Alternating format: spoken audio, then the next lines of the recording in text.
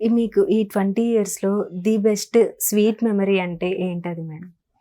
చాలా ఉన్నాయండి. మేము లైఫ్ మొత్తము అంటే బహుశా ఏదో ఒక హస్బెండ్ అట్లా ఉండలేదు. మేము చాలా ఫ్రెండ్లీగా ఉన్నాము. అన్ని విషయాల్లో అర్థం చేసుకుంటూ జోక్‌గా కొన్ని కామెంట్ చేసుకునేవాళ్ళము, అర్థం చేసుకునేవాళ్ళము. చాలా ఉన్నాయి. 1, 2 అని చెప్పాలి. ఇది ఇప్పిస్తే స్వీట్ మెమరీ, లేకపోతే ఈ గిఫ్ట్ ఇస్తే స్వీట్ మెమరీ అని గాదు.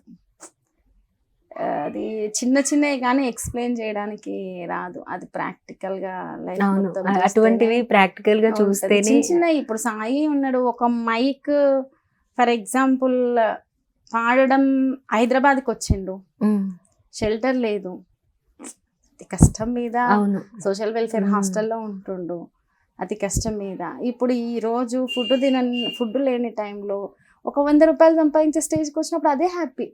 అప్పుడు ఆ టైంకి అదే అవును. హ్యాపీ. అవును. నెక్స్ట్ స్టేజ్‌కొచ్చేసరికి లేదు తనకొక అవకాశం కావాలని చెప్పి పరిగెత్తే క్రమంలో చేతికి మైక్ దొరకడమే హ్యాపీ. వేల మంది ఆపుతుంటే మైక్ దొరికింది నాకు ఈరోజు. నేనేంటో ప్రూవ్ చేసుకునే టైం వచ్చింది. అదే హ్యాపీ. ఆ ప్రూవ్ చేసుకునే టైంలో నలుగురు చప్పట్లు కొట్టిర్రు కదా! అదే హ్యాపీ. అంటే అటువంటి హ్యాపీ నేను ఓన్లీ సాయి గురించి అని చెప్పట్లేదు. ఆ వేదిక కిందుండి సాయి పాడుతుంటే జనాలు సంతోషంగా ఏదో అంటే మొట్టమొదట ఇప్పుడు ఎదిగిన సాయి గురించి మాట్లాడట్లేదు నేను. స్టార్టింగ్ స్టేజ్‌లో సాయి గురించి మాట్లాడతా. నేను ఈ పాట రాశాను అని చెప్పినప్పుడు, ఆ పాట విన్నప్పుడు అబ్బా! ఇంత అద్భుతంగా ఉన్నా అదే సంతోషం. ఇద్దరం అట్లా ప్రతి చిన్నదని కాదు.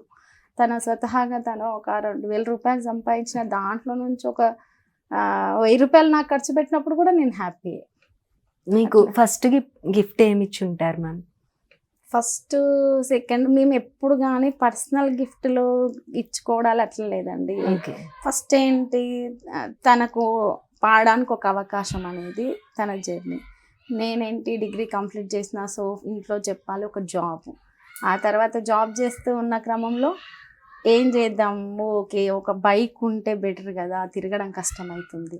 ఇట్లా సాయికి బైక్ తీసుకోవడం. అట్లా ఓకే. చిన్నయి. ఫస్ట్ గిఫ్ట్ అంటే చిన్నదే కావచ్చు. ఒక డ్రెస్సే.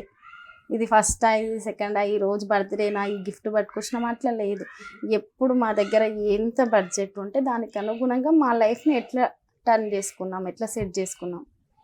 ప్రతి సందర్భం ఒక చిన్న ఫ్లవర్ వాజ్ కొన్నా మేము సంతోషంగానే ఫీల్ అయ్యేవాళ్ళమండి.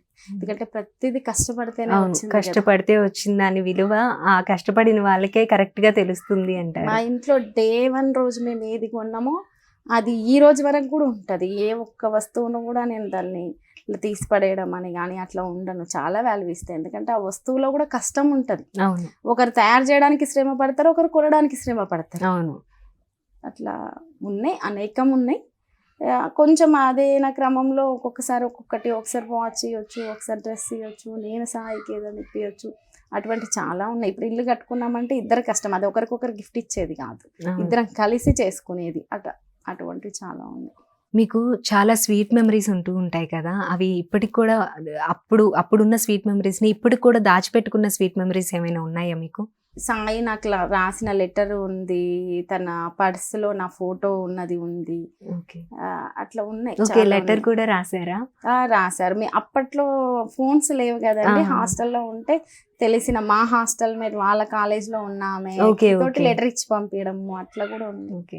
చాలా లెటర్స్ రాసారా? ఒకటే ఒకటి 2 ఒక 5, 6 లెటర్స్ అంతే. ఓకే. అవి జాగ్రత్తగా దాచుకున్నారా? అవి జాగ్రత్తగా దాచుకున్నాను. చూసుకుంటూ ఉంటారా మ్యామ్? ఇద్దరం కలిసి పాతదొక అదే బ్రీఫ్ కేస్ ఉండే ఓపెన్ ఓకే. చేసి అప్పుడప్పుడు చూసేవాళ్ళము, నవ్వుకునేవాళ్ళము, పాత ఫోటోలు చూసుకునేవాళ్ళము.